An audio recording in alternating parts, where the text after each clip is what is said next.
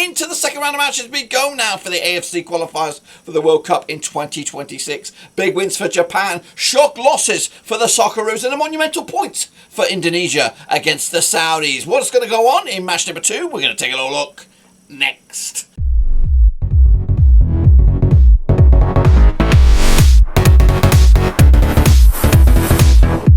That's right, folks, back once again in another video. Today we're taking a look at match number 2 in the AFC qualifiers for the 2026 World Cup in the US of A, Mexico and Canada. Who will get off or who will continue their great start to the qualifying campaign? We'll take a little look in a second. If you're new where you've been, smash your subscribe button. You want to stop shop for World Cup qualifiers, Asian football, world football. We've got it all here under one rooski. So fantastic stuff for Japan. What about the rest? Well, let's jump into the thick of things and take a little look. Alright then, folks, let's take a little look back at my picks before we jump into the next round of the games and my scorelines alongside the real deal there. Uzbekistan with a big 1-0 win over North Korea. We saw a bit of that coming, didn't we? I went with a 3-0 win myself. Iran with a 1-0 win over Kyrgyzstan. I went with a 2-0 win myself. Ain't too shabby there. Qatar, shock loss against the United Arab Emirates. I went with a 2-2 draw. Got the right amount of goals, but I didn't expect a defeat. I didn't anticipate a win, though, either.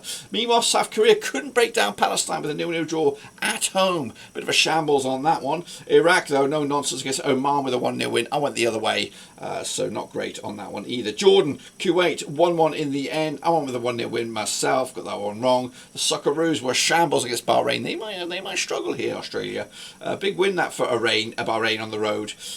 Japan, 7-0 past China. Goodness gracious me. 2-0 winners in my eyes. And Saudi Arabia and Indonesia, 1-1 draw. Who'd have thought that at the start of the thing? Well, we of course know what's in the tank from all of these countries, but can they extend that now into the second round of games? Let's take a look at the situation in the groups. Don't worry yourselves just yet. It is still early doors, of course, but UAE, Iran and Uzbekistan have their first wins, as do Iraq, Japan and Bahrain. The rest, of course, will need to play catch up a little bit heading into match number 2. Now, typically, this is where I would show you where you did on your predictions, but we're going to roll that over now to October because I am out and about and it's quite difficult to do those kinds of things.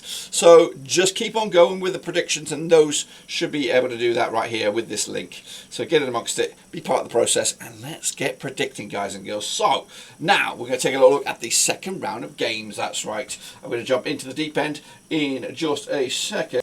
Alright, let's get into it. We are heading over to New Laos, that's right, as North Korea take on Qatar. That's right, of course. Now North Korea and Qatar have played 3 times since 2013. Nothing for North Korea, 2 wins for Qatar, and there's been 1 draw between the two sides. North Korea, 42% form for them right now, back-to-back defeats. As for Qatar, they come into this just 1 win in the last 3. Pretty grim stuff, of course. Take place at the Laos National Stadium. Qatar's biggest win over Korea was their most recent match. It was a 6-0 drop-in way back in January 2019. Both sides looking to come back into this after opening day defeats. Korea did lose to Uzbekistan. Qatar lost to UAE. No bookies on this one, so we're going to go with our gut. And our gut says a 2-1 win for Qatar on the road against a North Korea side, which we don't really know what we're going to get with them in this qualification phase. Let's head on over to Kyrgyzstan now, as Kyrgyzstan take on my beloved Uzbekistan. That's right, coming at you on the 10th of September. Kyrgyzstan, or the Kyrgyz Republic, up against Uzbekistan. I played 4 times in 2011. Nothing for the hosts, 4 for the visitors, and no draws as well. Dolan Osman Rokanov Stadium is the venue. Kyrgyzstan without a win in the last 3, 58% form for them right now. Uzbekistan unbeaten in the last 5, and the most recent match between these two sides back on looks like Christmas Day. Am I seeing that right? It was a 4-1 win for Uzbekistan way back in 2023. Uzbekistan on the back of a 1-0 win over the North Koreans. Kyrgyzstan with a 1-0 loss to Iran, which was a tricky opening game of their qualification phase. Of course, both of these two nations are over in Group A, and they're going to try and kick on with Uzbekistan looking for the 2nd successive victory. For me, I think they might just get it. I'm going to have a 2-0 win for Uzbekistan on the road to continue their perfect start in the qualification and their road to 2026. Head on over now to the United Arab Emirates as they take on Iran. It's probably one of the games of the round right here. Of course, Iran with a good bit of form at the moment, up against the United Arab Emirates, also on cracking form. In fact, both nations are on 75% form for them right now, winning 4 and drawing just 1 at the last 5. But they have played 9 times since 2008, nothing for UAE, 7 for Iran, and 2 draws as well, taking place at the Hazar bin Zayed Stadium. The most recent match being a 2-1 win for Iran over UAE back in January 2024. What can we say about UAE?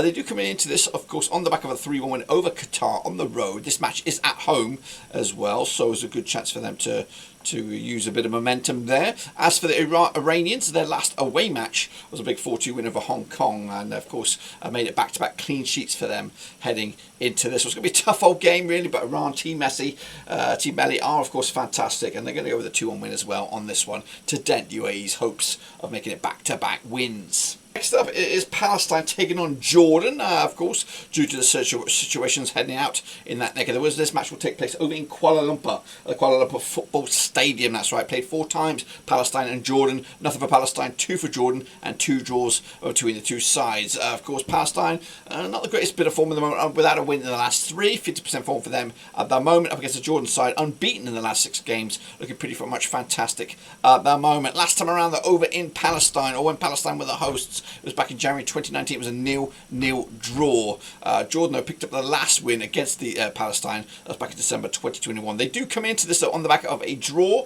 Jordan, that was against Kuwait, with Palestine picking up a 0-0 draw against South Korea. But they haven't scored a goal in the last 3 matches, have Palestine, so they're finding it difficult to score, whether it's in this qualification phase or whether it's other competitions. They just failed to find the back of the net.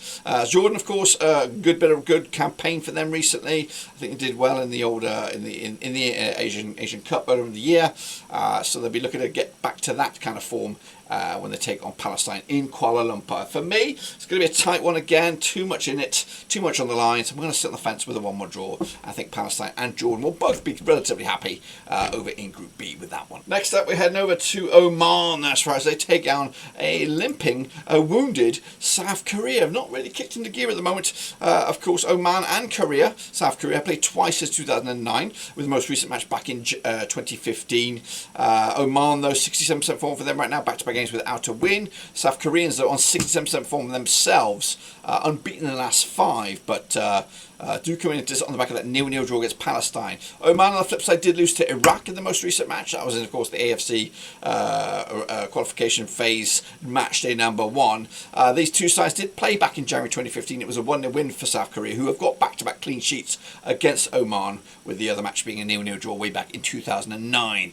There needs to be a bit of a response here from South Korea, but taking place in, of course, Oman. It's going to be a tricky old competition. I don't know. I think there's a bit of an identity crisis with South Korea. They had Klinsmann back in the Asian Cup. It was a bit of a disaster. I don't know who's the current coach at the moment.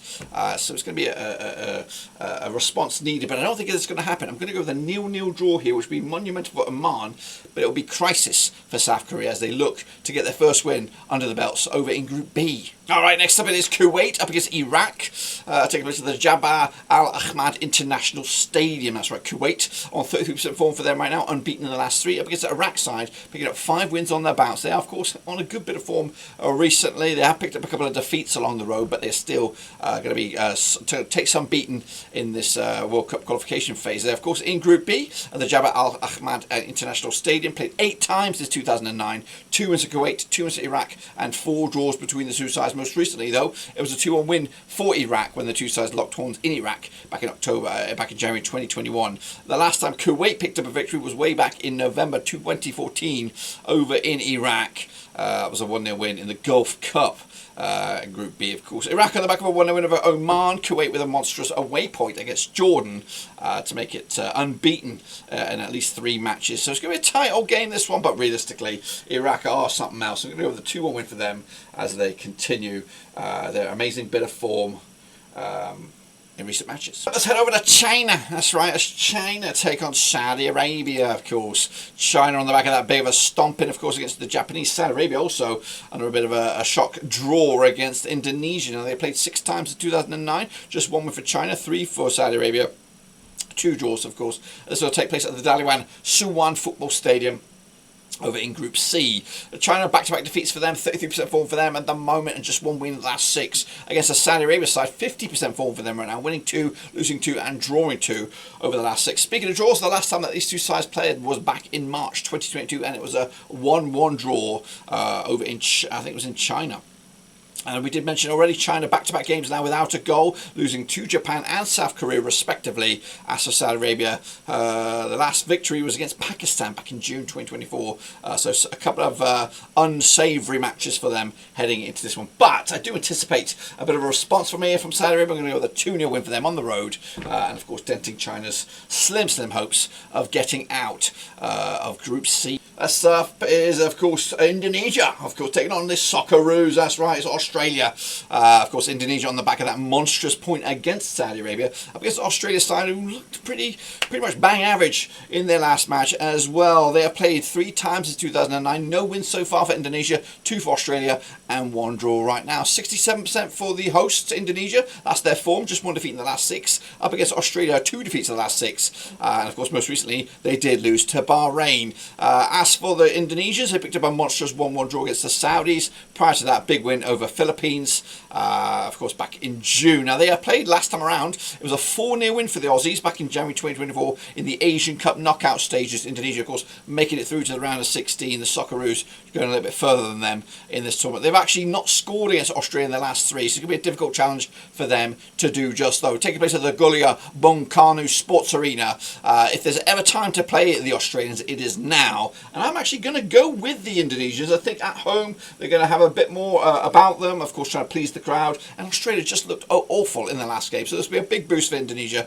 as they try to secure their first win in Group C. And then we wrap it all up over in Bahrain as they take on free scoring, hot to trot Japan. That's right, it's Bahrain against Japan over in Group C. Bahrain coming into this 67% form for them right now, winning 3 of the last 5, unbeaten in that last 5. Up against the Japan side who won 5 on the bounce, 83% form for them. And of course their record against Bahrain is pretty much fantastic. Played 9, won 7, lost 2. There's been no draws between the two sides, taking place at the Bahrain National Stadium with the most recent match between these two sides back in the Asian Cup knockout stages was a 3-1 win for Japan, with Bahrain's last victory being way back in January 2009.